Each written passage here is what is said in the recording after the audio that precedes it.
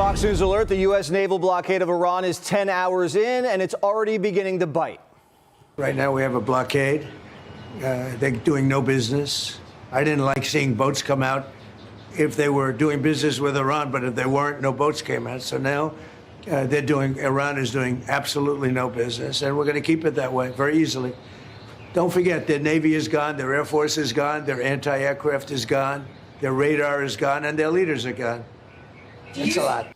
The president's warning, if any Iranian ships come anywhere close to our blockade, they'll be immediately eliminated. U.S. Marines are ready to board Iranian oil tankers, and CENTCOM's ready to neutralize any Iranian fast attack boats that slip into the strait to cause mischief. One of Iran's surveillance drones flew too close to one of our destroyers, and we blew it out of the sky. And 2 tankers flying under false flags on their way to China were already intercepted and turned away. This is completely reversing everything Iran did to the strait. Now, every nation's ship in the world can sail out except Iran's. 15 American warships are involved in the operation.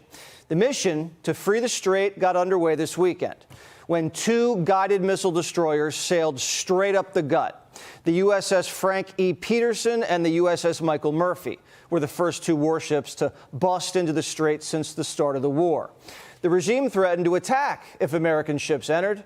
We did it anyway, and they did nothing. And we're about to start clearing the strait of mines, so oil tankers have a clear path out. The Iranians dropped some mines into the strait, but they forgot where they put them. But we have some tools at our disposal, like our Kingfish drones. They're shaped like a torpedo and use sonar to map the seabed and locate hidden explosives. Our Knifefish mine hunters scan the seafloor, too. We also have basically remote-controlled jet skis, mine hunters that search the water's surface. Our littoral combat ships deploy a wide variety of anti-mine packages, even Seahawk helicopters that can spot and destroy mines from the air. Soon, we might have backup. Is it your anticipation, Mr. President, that other countries will assist in this effort to blockade Iran and those? Yeah, other countries are going to also. Which countries, sir? We don't need other countries, frankly, but they've offered the services. We'll let it be known probably tomorrow. The Royal Navy has minesweeping ships, but the Brits are being persnickety. They're hosting another meeting with the French and others about if and when they'll lend us a hand. Too little, too late? We'll see. Either way, the president's objectives are clear.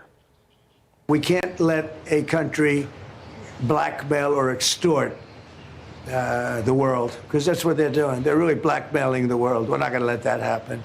The Iranians told us they'd open up the strait in exchange for a ceasefire, but they lied and set up a toll booth to get kickbacks in Chinese currency and Bitcoin. One U.S. Navy strategist says this, quote, the mafia calls it protection money. Iran calls it a toll. The result's the same. Where free seas end, shakedowns begin. Giving up the strait would surrender American power over the high seas, and it would send a message to Beijing that they can do the same thing in the South China Sea, where another large chunk of global trade sails through. Oil has to flow freely and trade in dollars. Any threat to that is a threat to the pillars of American supremacy. Quarantining Iran hits the regime in the wallet and puts pressure on their biggest customer, China. A successful naval blockade sets the conditions for a full Iranian defeat. The writing's on the wall. Democrats are either playing dumb or they are dumb. I don't understand how blockading the strait is going to somehow push the Iranians into opening it.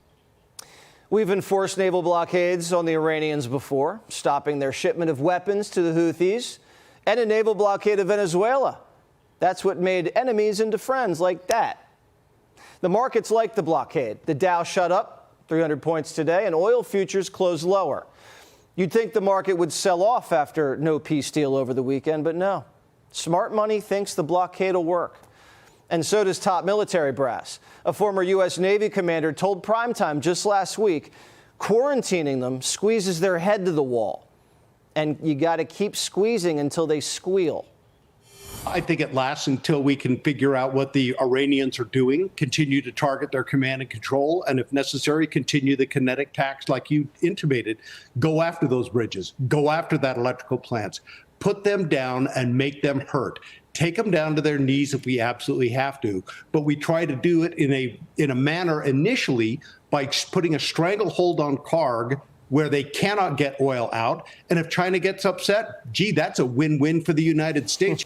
The Chinese are feeling the squeeze, too. The U.S. just became the world's emergency gas station. More on that in a minute. Which means no cheap, unsanctioned oil for Beijing. China's about to pay a premium, and their oil supply is about to get crushed. Xi's about to tap.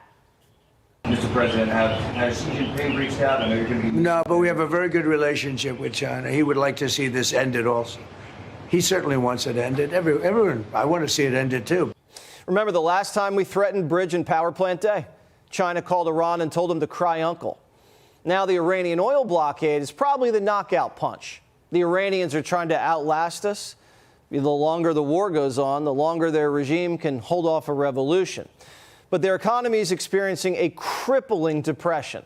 This blockade's costing the regime almost $400 million a day. That's $13 billion a month. Plus, the Iranians can only store oil for about 2 weeks before they have to start shutting off wells. The Iranians can't outlast us. The world's turning to us for energy. Over 120 empty oil tankers are on their way to the Gulf of America. Many ships are heading to our country right now as we speak to load up with the best. Really, I guess you could say, somebody said the best and sweetest. I don't know exactly what sweet is, but when it relates to oil, it's a good thing. But they're coming to our country right now. There are many boats coming to our country. Iranian steel and petrochemical industries have been wiped out. Without oil revenue, all they can sell are pistachios to Pakistanis. It could get worse. The president's still weighing limited airstrikes, saying a number of additional targets are very easy to hit. The Iranians are losing their cards here. And Vance, who just spent 20 hours negotiating with them, says that we're in the driver's seat.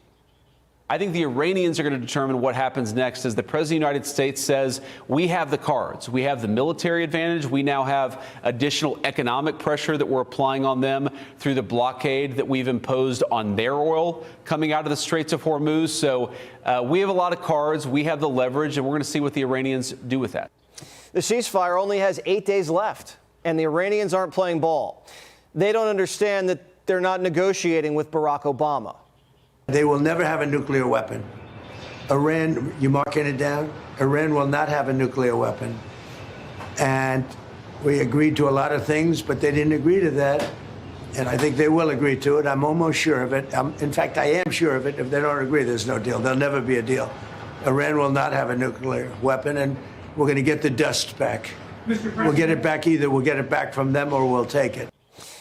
Iranians could still have uranium deep underground. They're estimated to have over 1,000 pounds of it. The United States and Israel bombed their research labs and yellow cake facilities and killed their top nuclear scientists. But there's still a complex tunnel system built deep underneath their mountains. American satellites are monitoring the situation, and so far, nothing's been moved out. Pakistan says Iran doesn't have the military means to keep up the fight against us. It's only a matter of time. A door to a deal isn't closed. This is what a source tells Axios. Both sides are bargaining. It's a bazaar. We've been called this morning by the right people, the appropriate people, and they want to work a deal. They would like to work a deal. The New York Times, though, is hoping we lose the war because of their TDS. I really don't want to see Bibi Netanyahu or Donald Trump politically strengthened by this war, because they are two awful human beings. They're both engaged in anti-democratic projects in their own countries. They're both alleged crooks. They are terrible, terrible people doing terrible things to America's standing in the world and Israel's standing in the world. And so I really find myself torn. I want to see Iran militarily defeated, but I do not want to see these two terrible people strengthened.